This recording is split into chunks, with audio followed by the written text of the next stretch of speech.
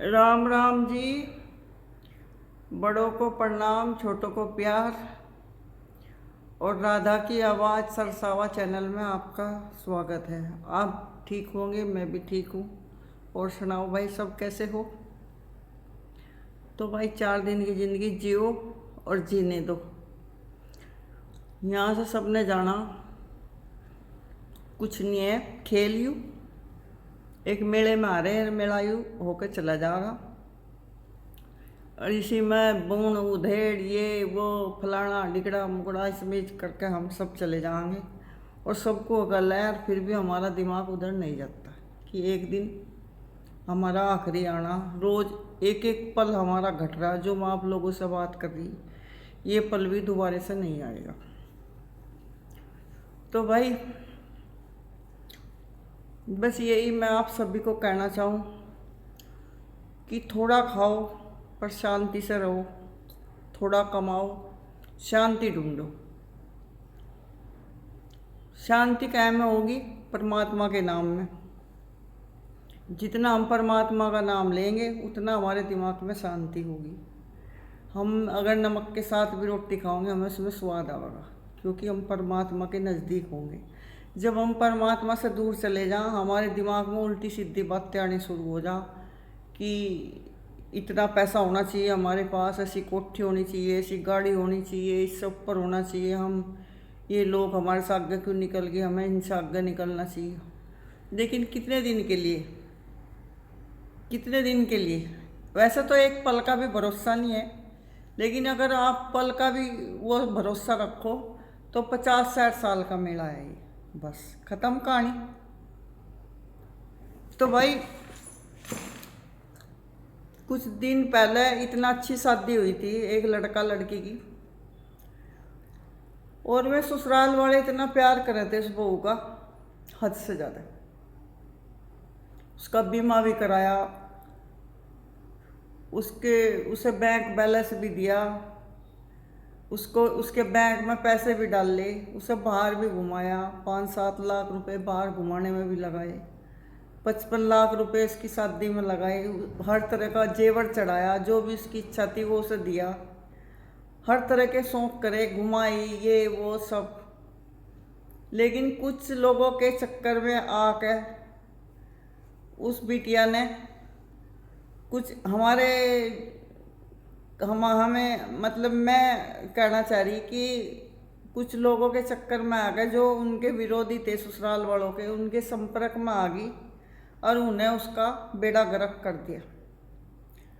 तो भाई ऐश की ज़िंदगी जीने का घर था, सारी उम्र मज़े थे, बच्चे भी सास ससुर पालते, खर्चा भी वहीं उठाते, पति की बढ़िया जॉब थी और आलीशान मकान, सब कुछ, कोठी बंगला, सब कुछ ऐस, कोई दिक्कत नहीं, 1 रुपया किसी का देना नहीं लेना नहीं।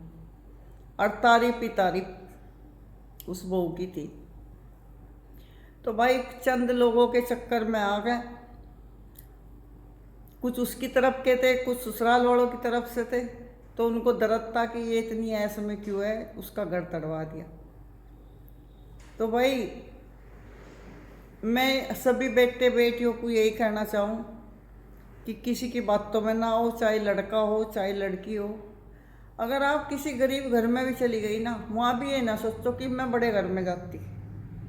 किस्मत है ये, छोटा घर भी बड़ा बन जा और बड़ा घर भी छोटा बन जा, ये सब अपने कर्म हो। तो भाई चुगलखोर चारों तरफ बैठे, ऐसा ना हम ये सोचो जहाँ कि भाई हमारा कोई विरोधी नहीं है, लेकिन हम हमारे पास ही बैठने उठने वाले अपने विरोधी हो जाएं और हमें पता भी नहीं लगता कि ये कितने हमारे पे जल रहे, कितना हमारा बुरा सोच रहे हैं, हम उन्हें अपने समझो जा। तो भाई सबसे ज़्यादा तो दराना जेठाना ही दुश्मन हो आज की डेट में, जो ये जमाना चल रहा ना। अब जो मतलब जैसी हमारे जैसी उम्र की हैं, इनमें दरानी जेठानियों में बहुत जलन हो आपस में। हमारी दरानी ने भी हमारे बहुत खेल खंडाए, बहुत तमाशा करा। हम 2 जेठानी हैं, हमारी दोनों की प्रॉपर्टी सारी हड़प ली, हमारा सोना ले लिया, हमारे मकान ले लिए, हमारे घेर ले लिए उसने। और भाई कुछ नहीं छोड़ा उसने।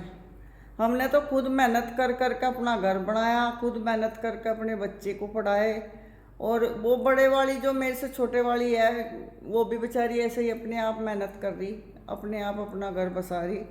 उसके साथ तो ढेर ही बुरा आया, मेरे से भी ज़्यादा। तो आ जा ऐसी ऐसी भी घर में कुलचनी। और मैं ही उसका रिश्ता मांग कर लाई थी, नू सोच कर कि गरीब घर की है, मेरी बहन के यहाँ बर्तन मांझा करती वो, और मारा ही कर दिया उनने वो। बस ये है कि शुक्र है भगवान का, परमात्मा ने हमें संभाल रखा, नहीं तो उसने हमें बर्बाद करने की कमी नहीं छोड़ी, कसर नहीं छोड़ी। यहाँ तक कि जो मेरे बेटे की शादी हुई थी, वहाँ भी उनने बुराइयाँ करी पूरी, 2.5 घंटे बात करी थी, मेरे पास उसकी रिकॉर्डिंग है। तो भाई वो कहते नहीं कि जग बित्ती बताऊँ और काब बित्ती बताऊँ, तो किसी ने कहा था काब बित्ती बता, तो मेरे मन में सब बित्ती हुई है बात। तो इसीलिए मैं सबको समझाऊँ भाई, किसी की बात ना मानो, किसी की बात ना मानो, कोई रोटी नहीं देने का, कोई घर नहीं बसाने का, सब चुस्की लेवें, बात लेवें और चुगली लगावें। अगर ये सोचो जहाँ कि भाई हमारी नहीं बुराई करते, शायद हमारी ससुराल वालों की, मेरी सास की बुराई हो रही, मेरे पति की बुराई हो रही ना, अगर उनके वालों से बात करो तो उनकी बहुत बुराई होगी, अगर मेरे वालों से बात करो तो हमारी बहुत बुराई होगी। तो लोगों को हमें मजा इन चीज़ों में, जहाँ से चुगली निंदा और लड़ाई बज रही, उस पूरा उस पिक्चर को ज़्यादा देखा है जहाँ मार मार मार पिटाई हो, और जहाँ साधारण सी धार्मिक पिक्चर होगी सब कोई नहीं देखने का। तो ये संसार इस तरह का ही है। अपने घर को खूबसूरत बनाओ, मंदिर बनाओ, उसका बिल्कुल सुंदर बनाओ, साफ सुथरा रखो, खुशबू रखो उस घर में। कोई बाहर से भी आवे कहे कि हाँ भाई घर हो तो ऐसा हो, भले ही वो छोटा हो, चाहे कच्चा हो, चाहे उस पर हम गोबर लीप रहे, लेकिन साफ सुथरा हो, शांति हो उसमें। तो भाई सभी बेटियों को मैं यही कहूँ, किसी की बातों में ना हो। शुरू शुरू में क्या हो, जब नहीं जाना, छोटी सी बात भी अगर कोई कह दे, वह सच्ची लगो जा कि इसने मेरे से ये कहा कि ये सच होगी बात, लेकिन वो सब उनकी चाल हो घर बिगाड़ने की। नू देख के इसका माइंड कैसा है। हमारे भतीजे की बहू है, उन्होंने कभी किसी की नहीं सुनी, 6 साल हो गए, भगवान की दया से इतना अच्छा घर चला रही। वह देवर भी है घर में, दादस भी है, सास भी है, ससुर भी है, और पूरे आज तक एक शब्द भी उन्होंने किसी को गलत नहीं बोला, क्योंकि उसकी माँ भी इतनी अच्छी है, उसकी माँ ने भी अपना घर इतना ही अच्छे तरीके से बसा रखा। तो भाई वो कहता है ना, अब माँ पे दी पिता पे बेटा, ज़्यादा नहीं तो थोड़ा थोड़ा तो ज़रूर हो, ये सच्ची कहावत है। अच्छा भाई कल मिलते हैं। आज बनाया मैंने पनीर, और जी सब्जी मैंने बना ली, अब रोटी बनाऊंगी। तो भाई सुबह सुबह इतनी गर्मी हो जा तो कोई वैसे तो दिक्कत नहीं है, किचन में मैं एसी रखूँ चला के, लेकिन गर्मी तो गर्मी है, बाहर निकल नहीं जाता बिल्कुल भी।